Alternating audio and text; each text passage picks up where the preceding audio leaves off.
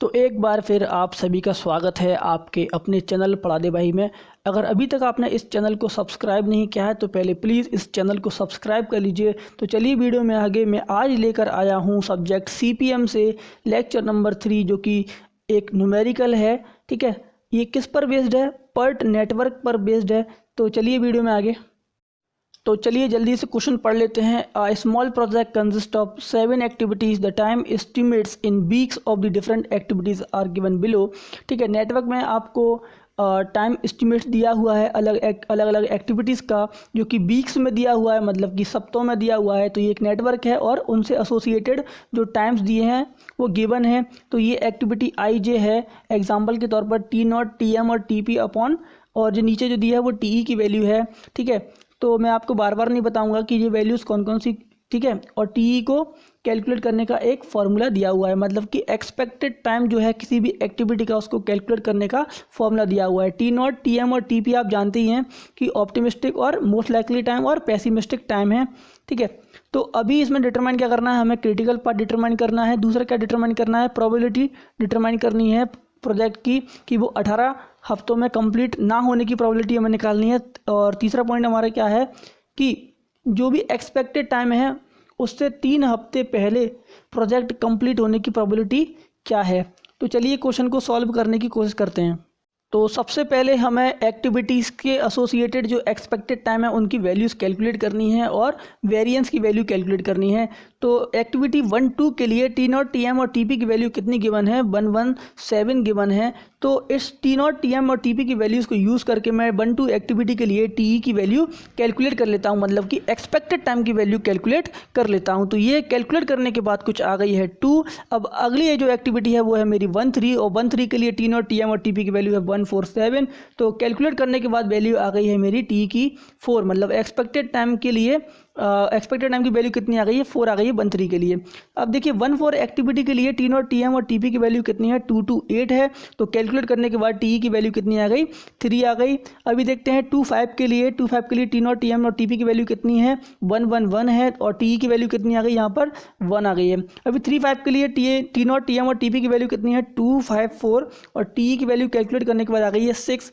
अभी 4, 6 के लिए T0, TM और TP की वैल्यू कितनी है? 2, 5, 8। तो कैलकुलेट करने के बाद TE की वैल्यू आ गई है 5।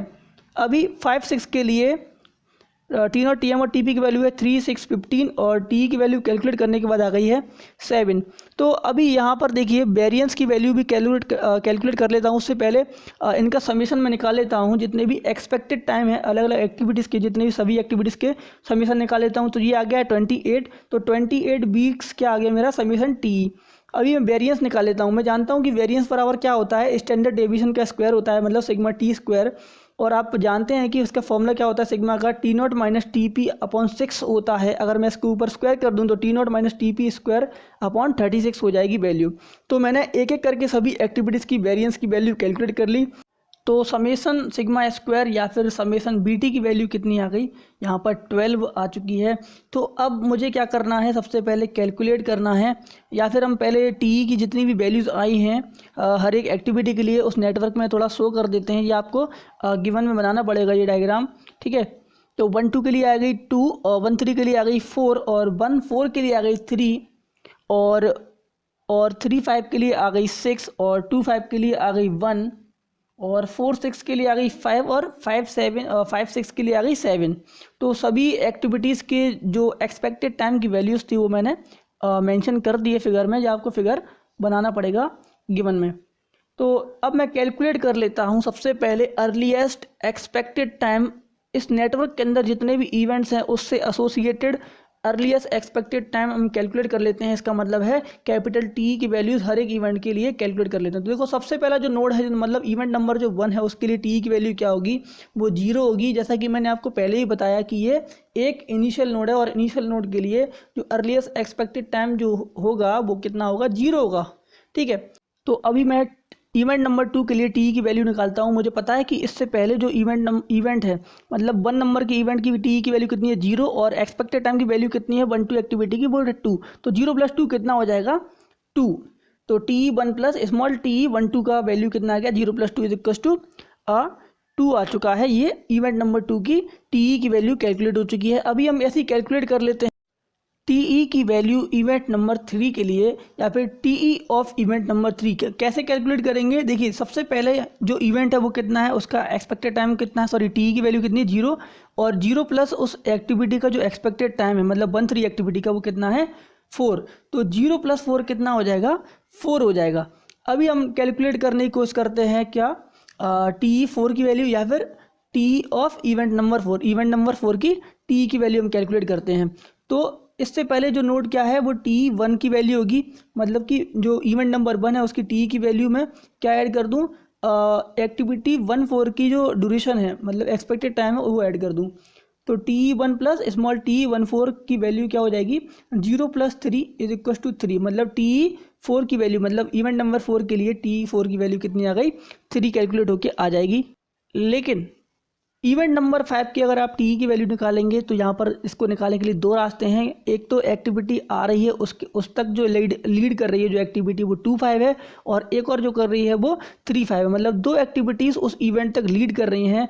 तो इसकी कैलकुलेशन थोड़ी सी अलग होने वाली है। मैंने पहले भी आपको निकालना बता दिया लेकिन फिर भी आपको एक बार और बता देता हूँ। तो चलिए कैलकुलेट करते हैं T5 मतलब, या फिर हम कह सकते हैं कि इवेंट नंबर 5 की टी की वैल्यू। तो सबसे पहले चलते हैं अलॉन्ग 2-5 नंबर की एक्टिविटी जो है उसकी तरफ अलॉन्ग चलते हैं। ठीक है, तो 2-5 एक्टिविटी का जो सबसे पहला जो इवेंट है, स्टार्टिंग वाला जो इवेंट है वो कौन सा है T2 है। ठीक है, इसमें उस एक्टिविटी का जो ड्यूरेशन है वो उसमें मैं ऐड कर दूंगा।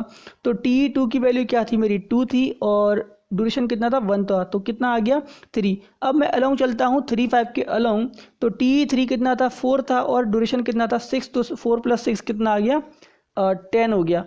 तो इन दोनों में की जो 3 और जो 10 है इन दोनों में से मैक्सिमम वैल्यू कौन सी है, तो 10 जो मैक्सिमम वैल्यू है मैं उसको क्या मान लूँगा, देयरफॉर T5 की वैल्यू हो जाएगी 10।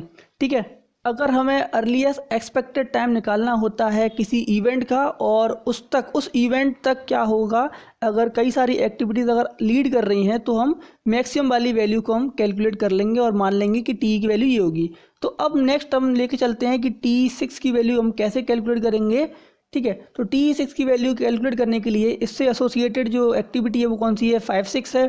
तो T5 की जो वैल्यू है उसमें हम क्या ऐड कर देंगे 5-6 एक्टिविटी का ड्यूरेशन ऐड कर देंगे, मतलब T5 की वैल्यू कितनी है 10 और प्लस ड्यूरेशन कितना है उस एक्टिविटी का वो है 7। तो 10 + 7 कैलकुलेट होने के बाद कुछ आ जाएगा, कितना आ जाएगा 17 आ जाएगा। तो T6 या फिर इवेंट 6 नंबर का जो टी की वैल्यू है वो कैलकुलेट होने के बाद आ चुका है 17। तो अब मैं कैलकुलेट करना चाहूँगा लेटेस्ट अलाउेबल अकरेंस टाइम, मतलब कैपिटल TL की वैल्यूज़ किन के लिए, उन सभी इवेंट्स के लिए जो कि इस नेटवर्क के अंदर हैं। ठीक है, अभी मैंने कैलकुलेट कर लिया टी की जितनी भी इवेंट्स की वैल्यूज़ थी वो मैंने कैलकुलेट कर ली। अब मैं TL की वैल्यू कैलकुलेट करूँगा सभी इवेंट्स के लिए।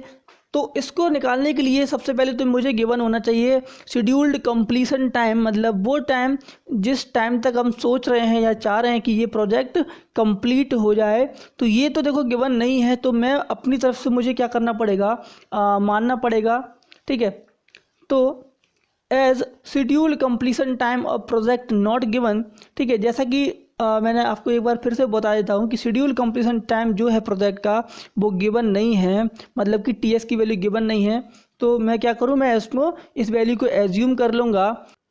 और मैंने पहले भी बता दिया है कि जो TS की वैल्यू होती है वही क्या होती है लास्ट इवेंट जो है, मतलब इस प्रोजेक्ट के हिसाब से इस नेटवर्क के हिसाब से इवेंट नंबर 6 की जो TL की जो वैल्यू होगी वो बराबर होगी, मतलब TS की जो वैल्यू होगी प्रोजेक्ट के लास्ट इवेंट की TL की वैल्यू के बराबर होगी। तो TS = TL of last event 6, तो कितना हो जाएगा 17 में मान के चल रहा हूँ। ठीक है, जितनी जो TE की वैल्यू थी 6 लास्ट इवेंट की उतनी ही क्या मान के चल रहा हूँ, वही हमारी लास्ट इवेंट की TL की वैल्यू होगी और वो किसके इक्वल है TS के इक्वल होगी। मैंने कितना एज्यूम कर लिया 17 वीक्स मैंने एज्यूम कर लिया है यहाँ पर। ठीक है, अब मान लीजिए मुझे इवेंट नंबर 5 का TL की वैल्यू निकालनी है। तो इससे पहले जो इवेंट जो रहा है, मतलब जो इवेंट नंबर 6 है उसकी TL की वैल्यू कितनी है 17। तो उसमें से क्या माइनस कर दूंगा, ड्यूरेशन माइनस कर दूंगा उस एक्टिविटी का। तो 17 - 7 कितना आ गया 10। तो अब मैं इसको थोड़ा मैथमेटिकली सॉल्व कर लेता हूँ जिससे कि आपको और बेहतर समझ में आ जाए। तो TL5 अगर निकालना है, या फिर मैं बोलूँ कि इवेंट नंबर 5 का अगर TL की वैल्यू निकालनी है तो देखिए कैसे निकालेंगे। जो लास्ट वाला जो 5-6 एक्टिविटी में जो लास्ट वाली जो इवेंट है उसकी TL की वैल्यू कितनी है, 17 है। उसमें से ड्यूरेशन माइनस कर दीजिए, एक्टिविटी ड्यूरेशन 5-6 का कितना 7 माइनस कर दीजिए, तो 17 माइनस 7 कितना आ गया, 10 आ गया। अभी मान लीजिए मुझे क्या निकालना है, TL नंबर 4 निकालना है, मतलब इवेंट 4 का TL की अगर वैल्यू कैलकुलेट करनी है तो इवेंट नंबर 4 एक्टिविटी कौन सी है, 4-6 नंबर की एक्टिविटी है। तो 4-6 एक्टिविटी में आगे वाला इवेंट कौन सा है, 6 नंबर का इवेंट है। तो 6 नंबर के इवेंट की जो TL की वैल्यू है उसमें से अगर मैं एक्टिविटी ड्यूरेशन माइनस कर दूं तो मेरी वैल्यू आ जाएगी TL नंबर 4 की। तो TL6 की वैल्यू है 17, उसमें से एक्टिविटी ड्यूरेशन माइनस कर दी मैंने 5, तो कितना आ गया 12। अगर मुझे निकालना है ऐसे ही 2 नंबर के इवेंट की अगर TL की वैल्यू निकालनी है तो मैं कैसे कैलकुलेट करूँगा। तो ये जो 2 नंबर की जो एक्टिविटी है, तो जो 2 नंबर का जो इवेंट है वो किससे जुड़ा हुआ है, 2-5 नंबर की एक्टिविटी से जुड़ा हुआ है। तो TL5 की वैल्यू में से मैं क्या करूँगा, एक्टिविटी ड्यूरेशन माइनस कर दूंगा 2-5 नंबर की एक्टिविटी का, ठीक है। तो 10 - 1 कितना आ जाएगा 9। अगर मुझे निकालना है 3 नंबर की एक्टिविटी की TL की वैल्यू अगर निकालनी है तो TL5 में से मैं माइनस कर दूंगा स्मॉल TE की वैल्यू माइनस कर दूंगा, मतलब 3-5 एक्टिविटी की। तो 10 - 6 कितना आ जाएगा, 4 आ जाएगा, ठीक है। बिल्कुल प्रोसेस सेम है। तो अभी हम कैलकुलेट करते हैं TL1 की वैल्यू, या फिर हम इवेंट नंबर 1 की TL की वैल्यू कैलकुलेट करते हैं। तो इस इवेंट नंबर 1 से क्या है, 3 एक्टिविटीज़ निकल रही हैं, तो अलग अलग एक्टिविटीज़ के अलोंग चलते हैं। सबसे पहले अलोंग एक्टिविटी 1-3, तो 1-3 एक्टिविटी के आगे वाला जो इवेंट है उसकी वैल्यू TL की कितनी है, 4 है। उसमें से माइनस कर दूंगा activity duration 1-3 activity duration minus कर दूंगा 4, तो वैल्यू आ गई 0 इसके अलोंग। अब अलोंग 1-2 चलते हैं, तो 1-2 एक्टिविटी के आगे वाली जो एक्टिविटी है, एक्टिविटी का जो TL की वैल्यू है वो कितना है 9, उसमें से क्या माइनस कर दूंगा, ड्यूरेशन माइनस कर दूंगा 2, तो कितना आ गया 7। अब 1-4 के अलोंग चलते हैं, 1-4 के आगे वाले इवेंट की जो TL की वैल्यू वो कितनी है 12 में से एक्टिविटी ड्यूरेशन माइनस कर दिया 3, कितना आ गया 9। तो इन तीनों वैल्यूज़ में से, मतलब 0 और 7 और 9 में से मिनिमम वैल्यू कौन सी है, 0। तो मिनिमम वाली जो वैल्यू होगी मैं क्या ले लूँगा, TL की वैल्यू हो जाएगी 1 एक्टिविटी के लिए। तो देयरफॉर TL की जो वैल्यू है 1 एक्टिविटी के लिए कितना आ गई, 0 आ चुकी है। तो जैसे कि मेरे पास सभी लेटेस्ट टाइम की वैल्यूज़ आ चुकी हैं और अर्लीस्ट टाइम की वैल्यूज़ आ चुकी हैं, सभी पर्टिकुलर इवेंट्स के लिए आ गई हैं। तो अब मैं TL - TE करके स्लैक की वैल्यू निकाल सकता हूं सभी इवेंट्स के लिए। तो ना मैं कैलकुलेट करता हूँ, now calculate slack values for all events, ठीक है। तो एक 6 नंबर का जो इवेंट होगा उसके लिए स्लैक की वैल्यू कितनी हो जाएगी, 0 हो जाएगी, मतलब 17 - 7। TL - TE क्या होता है, स्लैक होता है। अगर TL की वैल्यू ज़्यादा होगी TE से तो पॉजिटिव वैल्यू आएगी, और TL की वैल्यू अगर कम है TE से तो क्या होगी, नेगेटिव वैल्यू आएगी। तो 6 नंबर की इवेंट के लिए जो स्लैक की वैल्यू कितनी है, वो 0 आ गई।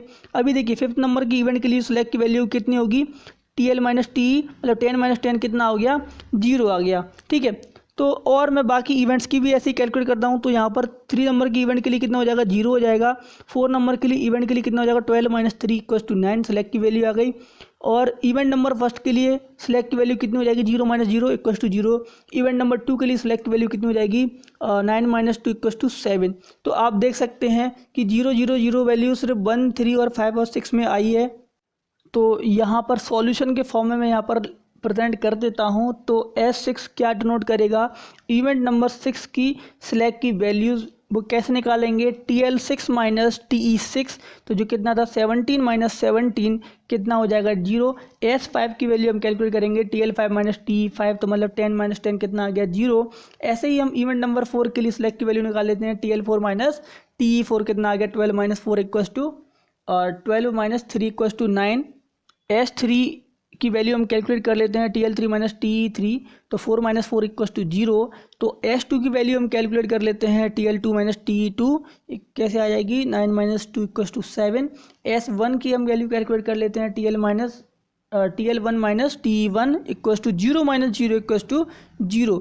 तो ये अलग अलग स्लैक की वैल्यूज़ आ चुकी है सभी इवेंट्स के लिए, और मैंने नेटवर्क में भी आपको शो कर दिया है। देखिए 1, 3 और 5 और 6 के लिए जो वैल्यूज़ है वो 0 0 हैं, और 2 और 4 नंबर के लिए जो स्लैक की वैल्यू है वो 7 और 9 है। इसका मतलब है कि यहाँ पर जो मिनिमम वैल्यू नहीं है। तो 1, 3 और 5, 6 1, 3 5 और 6 के जो इवेंट की जो वैल्यूज़ है, मतलब सेलेक्ट की जो वैल्यूज़ है वो कितनी है, मिनिमम है। तो मैं कह सकता हूँ कि जो क्रिटिकल पाथ होगा वो किसके अलोंग जाएगा, 1 3 5 6 के अलोंग जो होगा हमारा क्रिटिकल पाथ होगा। ठीक है, और मैं बात करूँ कि इस क्रिटिकल पाथ की जो एक्सपेक्टेड लेंथ होगी वो क्या होगी, तो इस पाथ के अलोंग जितनी भी एक्टिविटीज़ हैं और उनसे एसोसिएटेड जो एक्सपेक्टेड टाइम की वैल्यूज़ हैं तो उनका समेशन हो जाएगा, वही हमारा क्या होगा, एक्सपेक्टेड लेंथ होगी क्रिटिकल पाथ की।